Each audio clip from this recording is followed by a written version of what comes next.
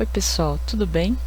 Aqui quem fala é Ione, sou sua professora de Biologia e vamos começar o curso falando justamente dessa doença que tem afetado ou tem influenciado a forma como a gente se relaciona, a gente se comunica e a gente faz as coisas do dia a dia, que é a Covid-19.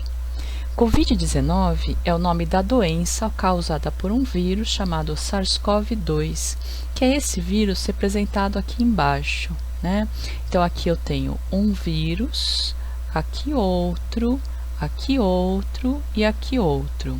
Essas imagens, elas foram tiradas de um microscópio eletrônico que aumentou provavelmente 1 milhão de vezes, pelo menos, o tamanho do vírus. E ele é chamado de coronavírus por quê? Porque essas estruturas, essas proteínas que ficam aqui fora, quando elas são analisadas, elas mostram que aqui em cima tem uma espécie de coroa, daí o nome coronavírus. Só que não existe só o SARS-CoV-2. Outros vírus do mesmo grupo já causaram doenças ou já foram descritos, né, na história da humanidade. Em 2003, a SARS, que é uma doença que afetou parte do Sudeste Asiático, inclusive a China, foi uma doença que se espalhou rapidamente e matou algumas pessoas. E ela só não se espalhou pelo mundo porque medidas de contenção foram tomadas para evitar que se tornasse uma pandemia. Sabemos hoje que, no caso da SARS, o vírus original veio do morcego, ele sofreu mutações e foi para um animal chamado civeta, que é uma espécie de gato selvagem, e do civeta ele sofreu mutações que começaram a ser capazes de infectar os humanos, causando uma doença respiratória bastante grave.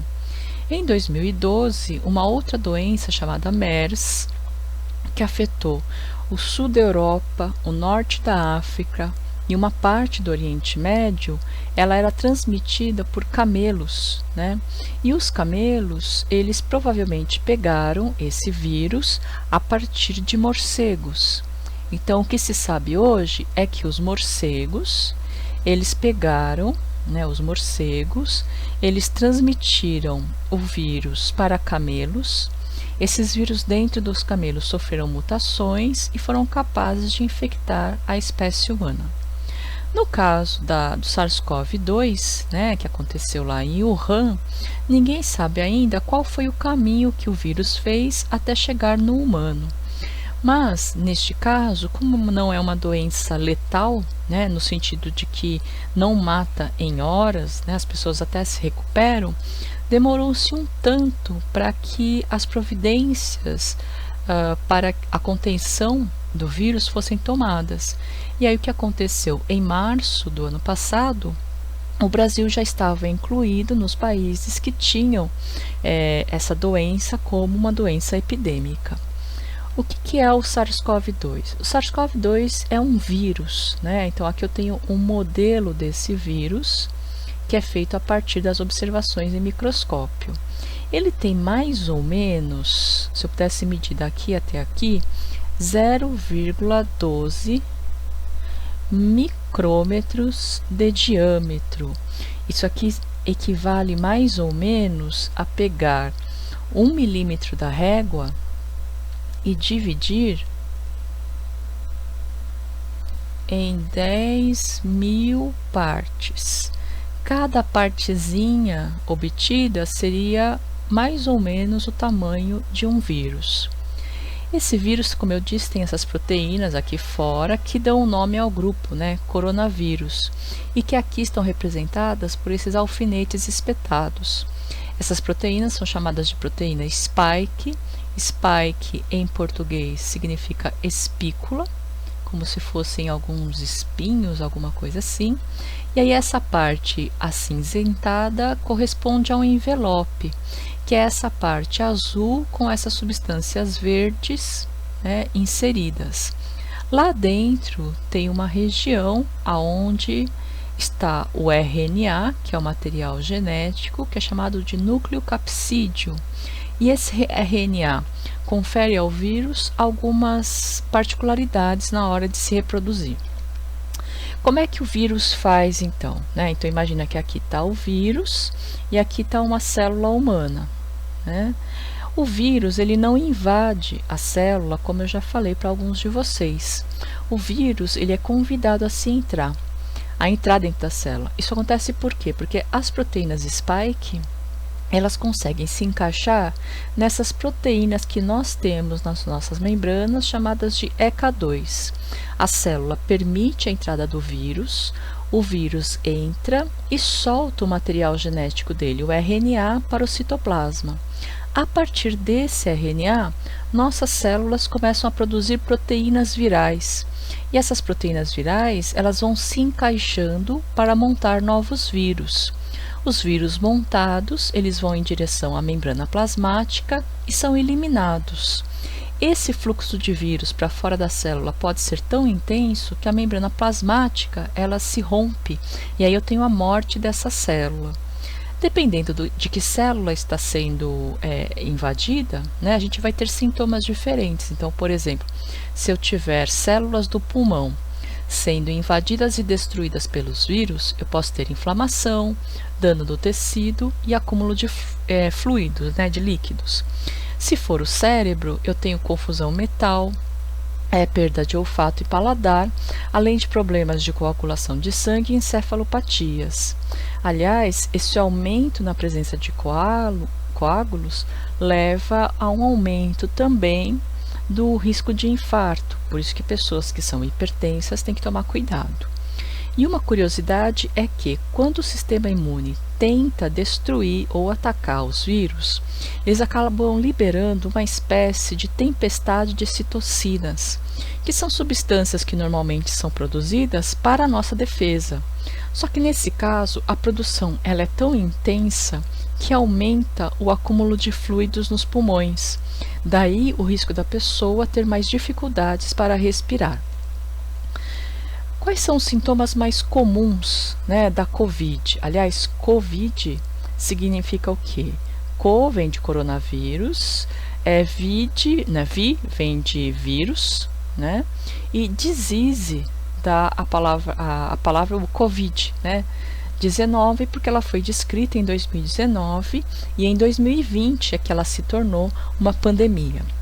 Dos sintomas, a gente tem sintomas que você percebe no corpo todo, sistêmicos, ou seja, febre maior que 38 graus, né? E fadiga, que é um cansaço intenso. Inclusive conheço pessoas que descrevem que não conseguem nem se alimentar, né, direito, porque não há força nos braços. Um outro órgão que é afetado, como nós vimos, é o cérebro. Né? A pessoa perde alguns sentidos, por exemplo, paladar e olfato, né? Além de haver registros sobre uma confusão mental, as pessoas perdem um pouco a sua capacidade de perceber a realidade. O sistema respiratório talvez seja o mais afetado, né? Os dois principais sintomas são tosse seca e falta de ar. Tosse seca é aquela tosse sem catarro, então a pessoa tosse, mas parece que não sai nada, né, de dentro dela. E a falta de ar acontece por causa dos problemas que já falamos sobre as inflamações no pulmão. Nos intestinos tem aparecido muitos relatos de diarreia. Parece que o vírus ele se instala nessas paredes nas células das paredes dos intestinos e aí causando diarreia. Alguns sintomas que não são muito comuns, mas que acontecem, é insuficiência renal, garganta inflamada, corrimento nasal, quer dizer, o nariz fica escorrendo, e até espirros. E no sistema circulatório, a diminuição de glóbulos brancos. Como uma doença que a gente está conhecendo ainda, é provável que alguns sintomas talvez sejam mais frequentes para algumas situações e não para outras. No começo do ano, a gente propôs que vocês respondessem um questionário, né? E algumas perguntas do questionário estavam relacionadas à pandemia. Até dia 23 de fevereiro, responderam ao questionário 386 alunos, o que corresponde a 42,8% dos alunos matriculados. Uma das perguntas era se você tem acompanhado as notícias sobre Covid-19.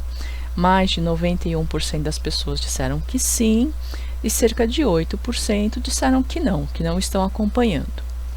Quem está acompanhando ou procura informações onde principalmente? Nas redes sociais.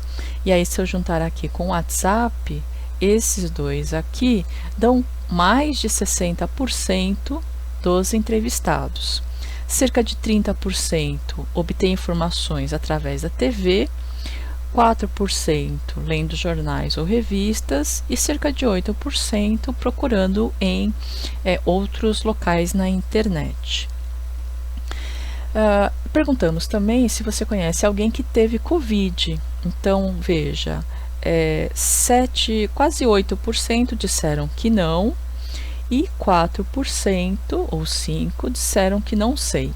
Então, se eu somar esses dois aqui, eu tenho cerca de 12% dos alunos que responderam que não conhecem ninguém ou não sabem se a pessoa pegou Covid. Por outro lado, os outros 88%, mais ou menos, conhecem alguém que teve Covid, se não for ele mesmo, né? Cerca de 7% foram os próprios estudantes que pegaram, mas a maioria das outras pessoas são da convivência desses estudantes. Então, não dá para dizer que a Covid é uma doença desconhecida, né, entre os estudantes, já que 88% descreveram ou relataram que alguma pessoa da convivência teve Covid. Daí foi perguntado também quais as medidas de proteção que você usa diariamente. O maior número de respostas apareceu aqui para a máscara. Quase 99% das pessoas afirmam usar máscaras. 90% utilizam álcool gel para higienização e 82,3% para lavar as mãos. Óculos de proteção 1,7%, face shield 1,7% e as luvas 3%. O que nos deixou um pouco espantados é que o distanciamento físico é adotado por um pouco mais da metade dos estudantes. E isso tem consequências importantes para o controle da pandemia. Só para vocês entenderem, a OMS e os grandes centros de estudo afirmam que a transmissão do SARS-CoV, né, ou da COVID, ela pode acontecer por gotículas ou transmissão aérea. O que são gotículas? São as gotas, né, que saem ao tossir e espirrar, né, quando essas gotas atingem os olhos, nariz ou a boca de uma outra pessoa. Essas partículas têm um tamanho maior que 5 micrômetros. Agora, quando a gente fala, pequenas partículas suspensas no ar, elas viajam por uma distância maior. Essas partículas, que têm menos de 5 micrômetros, são chamados de aerossóis. Então, um aerossol é uma partícula menor que fica suspensa no ar e ela tem menos de 5 micrômetros de diâmetro. Para vocês terem uma ideia da dimensão, imagine um fio de cabelo. Se eu cortar o fio de cabelo e virar para ver qual que é o diâmetro desse fio de cabelo, um fio de cabelo tem mais ou menos 70 micrômetros. Então, a espessura do cabelo é de 70 micrômetros. Um aerossol é do tamanho de 5 micrômetros. Ele é mais que 10 vezes menor do que um fio de cabelo. E para vocês se lembrarem, um vírus, um SARS-CoV-2, ele pode ter um diâmetro de 0,12 micrômetros, ou seja, dentro de um aerossol eu posso ter milhares de vírus. E esses vírus, por causa do aerossol, eles podem atingir maior distância. Por isso que quando a gente fala de medidas de prevenção, né, medidas de prevenção, de transmissão e contaminação por Covid, a gente sempre pensa em duas coisas: máscaras e distanciamento. Por quê? Imagine que aqui está representada uma pessoa que está infectada, mas ela é assintomática, ela não apresenta sintomas. e ela não está usando máscaras. Então, quando ela fala, gotas e gotículas caem, né? Mas essas partículas, que são os aerossóis, eles conseguem ficar mais tempo em suspensão no ar. Então, se uma pessoa ela não está usando máscara, ela está muito exposta, né, à possibilidade de contrair esses vírus. Quem está usando máscara não fica 100% protegido, mas tem uma probabilidade menor. Se a pessoa infectada e assintomática, ao invés de ficar sem colocar máscara, a chance dessas partículas saírem diminui muito. E aí esta pessoa sem máscara, aliás, com máscara, ela está mais protegida, enquanto essa ainda tem risco. Então veja, a questão de usar máscara não é simplesmente de proteção, mas de proteger a outra pessoa. E isso significa também que, ao usar máscara e interagir com outra pessoa, um distanciamento mínimo precisa ser respeitado, que é de 1,5 m a 2 metros de distância. Só para vocês terem uma ideia de como que é importante o uso de máscara e distanciamento. Então, se eu tenho aqui uma pessoa, né, que é portador da Covid e é assintomática, se ela estiver interagindo com uma pessoa com máscara, essa pessoa tem 70% de chance de pegar a doença. Se a pessoa que é infectada e é assintomática usar máscara e a outra pessoa que vai ser infectada não usar, diminui a chance para 5%. E se a pessoa ela é assintomática, mas tem Covid, e usar máscara e a pessoa ser infectada também usar máscara, a chance cai para 1,5%. Então, o que nós estamos falando é de uma possibilidade de você não só evitar espalhar a doença, mas também evitar de contrair, né, respeitando o distanciamento físico e o uso de máscaras. Esse estudo aqui, ele mostra quais situações apresentam baixo risco, moderado ou alto risco. Neste caso, quando você tem uma baixa ocupação. Então, se eu tenho uma situação de baixa ocupação e as pessoas estão com máscara, ao ar livre com ventilação, é muito baixo o risco de contrair a Covid, tanto em silêncio, quanto falando, quanto gritando. Se você está num lugar fechado, mas também com ventilação natural, não necessariamente ventilador, em silêncio e falando, também abaixa o risco, mas aumenta quando você grita, e no espaço mal ventilado, todas as situações elas são no mínimo de perigo moderado. Sem máscara, o que acontece?